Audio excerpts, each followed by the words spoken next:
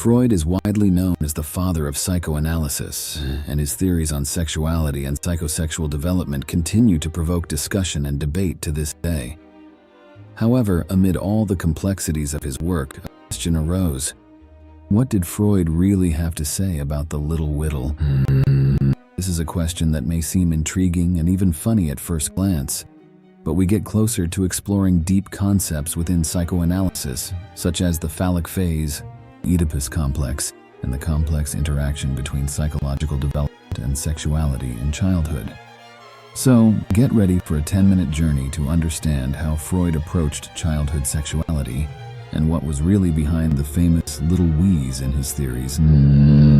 Let's start. Now that we have a general understanding of Sigmund Freud's work and the importance of sexuality in his theory, it is time to delve deeper into the concept of psychosexual development. Phase 1. Oral phase. Freud postulated that human development goes through a series of phases, starting with the oral phase, which occurs in the first years of life.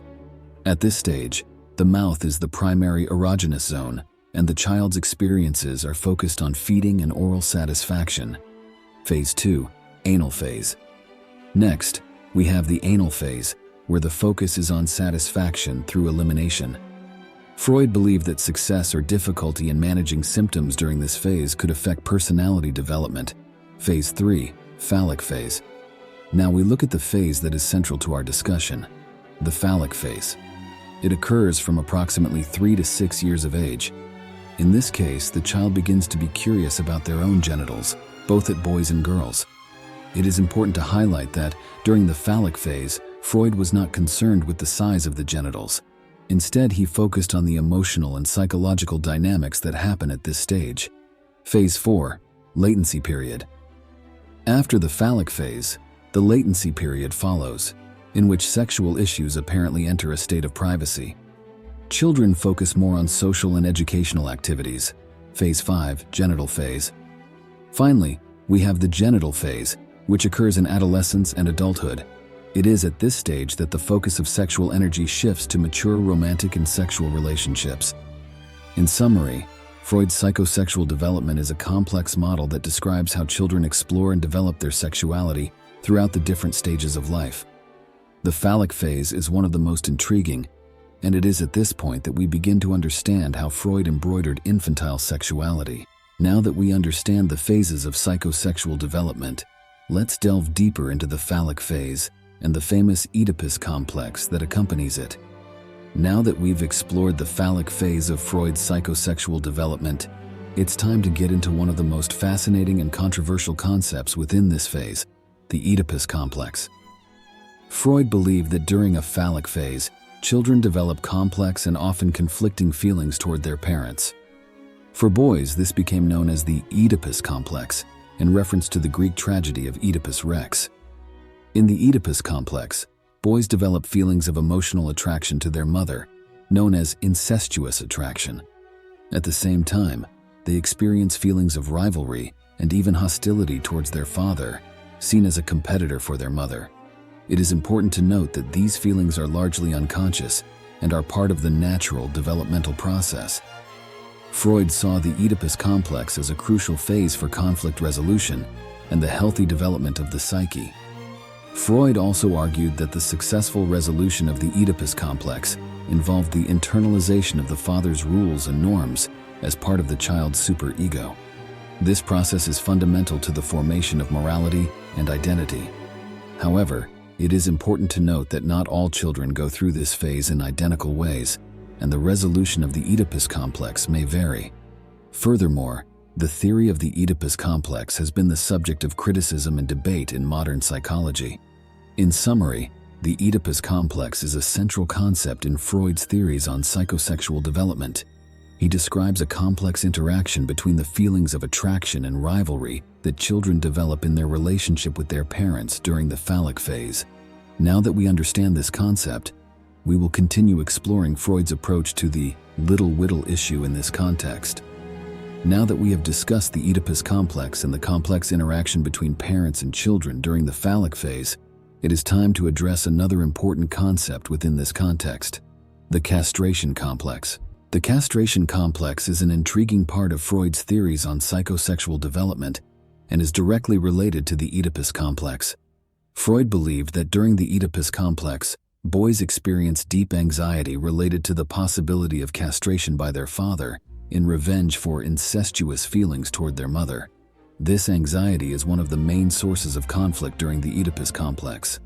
Boys are afraid that their father will discover their feelings and, in retaliation, symbolically castrate them, or that the child's mind may be perceived as the loss of the genital organ. Freud saw the castration complex as a driving force for boys to repress their desires for their mother and internalize social norms and rules as part of the socialization process. It is important to emphasize that the term castration here does not refer to a real threat of physical mutilation, but rather to a symbolic threat that represents the fear of protection by inappropriate desires. In summary, the castration complex is a concept that describes the anxiety that boys face during the Oedipus complex, related to the fear of symbolically losing their genitals. This anxiety plays an important role in resolving the Oedipus complex and internalizing social norms.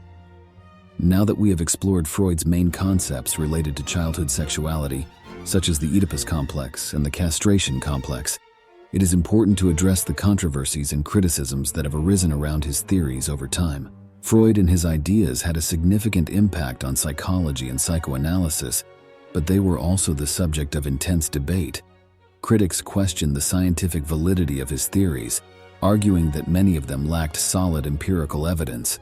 Additionally, some criticisms focus on the lack of representation in his theories, which were often based on clinical observations on patients from specific socioeconomic backgrounds, leading to questionable generalizations about human development.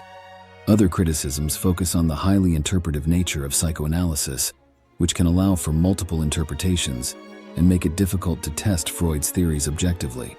However, despite the criticism, it is important to consider that Freud made significant contributions to the understanding of the human mind and influenced many fields of psychology. Ultimately, modern psychology has incorporated multiple perspectives and theories, and Freud's ideas are considered to be part of the history and evolution of the field. Research continues to advance, challenging and expanding our understandings of human development and sexuality.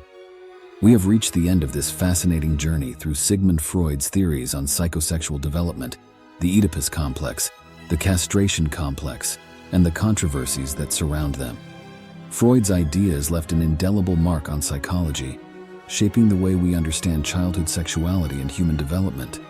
His theories opened doors for in-depth investigation into the human mind, influencing fields ranging from psychotherapy to literature and popular culture.